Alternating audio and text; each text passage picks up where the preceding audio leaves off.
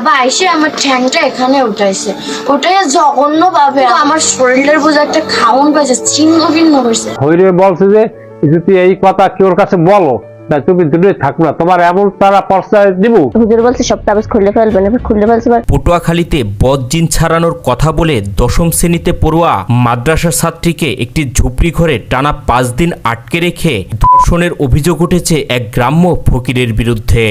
আমারে তেল মাখছে, জামা কাপড় খোলে, আমি যখন না আমি শুনি, চোখেও দেখি, কিন্তু আমার এই হাত পা এখন যে লড়ে না, তখন না লড়ে নাই।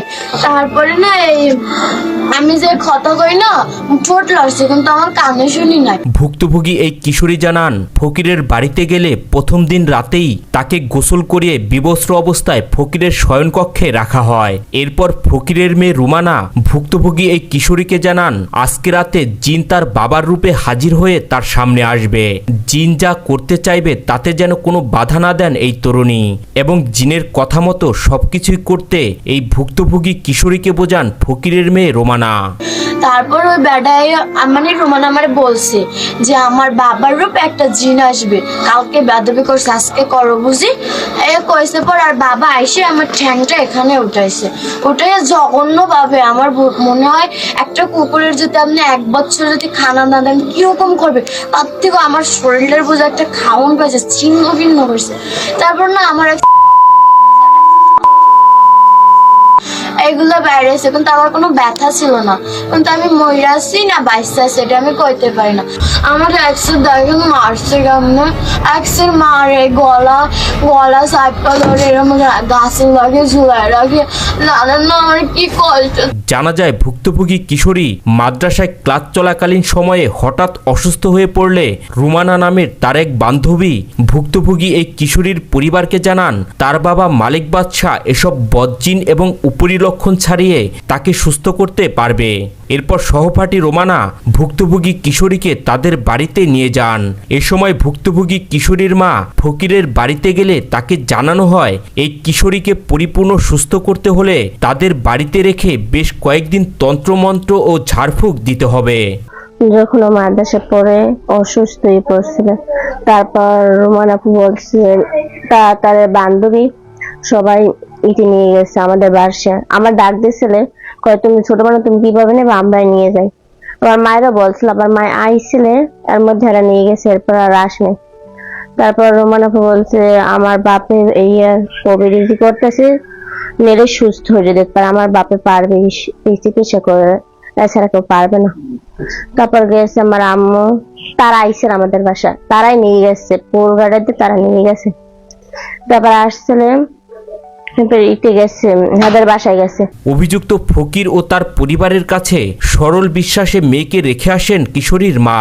এরপরেই ঝাড়ফুঁকের জন্য এই মাদ্রাসা ছাত্রীকে গোসল করিয়ে বিবস্ত্র অবস্থায় রেখে তন্ত্রমন্ত্র ও ঝাড়ফুঁক দেওয়ার নামে অভিযুক্ত ফকির মালিক বাদশাহ এই কিশোরীর ওপর টানা 5 দিন চালায় অমানসিক নির্যাতন। ওই মেয়ে হিসাবে থাকতেও এই জায়গার তদবির দিব ওই কয়দিন।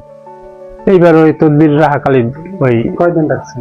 4-5 দিন আসেন, ওই কয়দিনের দর্শন করছে মনে ধরতেই পারতে আসি না, এই করতে পারে এই করতে মেয়ে আর আসছে অসুস্থ হয়ে পড়ছে, আর দিন দিন অসুস্থ। আর এই ওনার কথা ভৈরে বলছে যে তুই এই কথা কি ওর কাছে বলো না, তুমি দূরে থাকো না, তোমার এমন তারা প্রশ্রয় দিব, তুমি আস্তে আস্তে কইতে কইতে না খাইয়া চলে যাবে, বুঝে যাবা।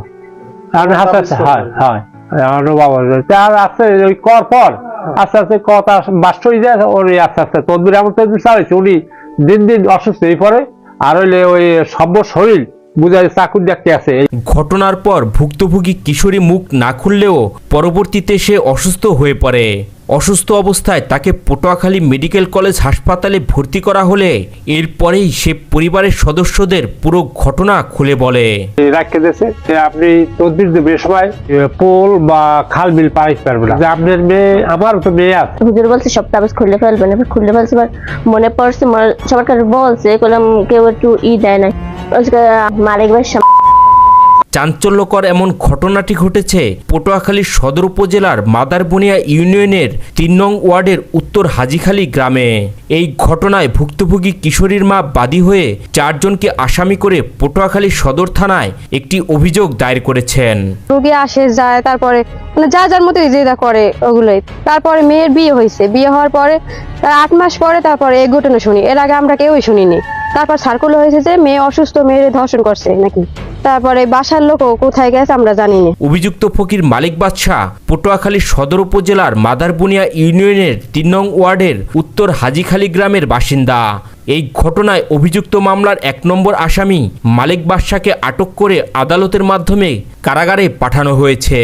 সব স্বীকার করছে। হ্যাঁ, আরো 2 জন আছে মনে হয়। ওর স্ত্রী এবং কন্যাকে করেছিল, সেটা আমরা তদন্ত করে দেখতেছি যে ওরা কতটুকু জড়িত। এলাকায় ঝাড়ফুঁকের নামে এমন অশ্লীল কর্মকাণ্ডের তীব্র নিন্দা ও সুস্থ তদন্তের মাধ্যমে অভিযুক্তদের বিচারের দাবি জানিয়েছেন স্থানীয়রা। এদের মানে কঠোর বিচার হোক, মানুষ হিসেবে এটা সঠিক বিচার হওয়া চাই এবং পরবর্তী যেন এরকমের দর্শনের শিকার কোনো মেয়ে না হয়।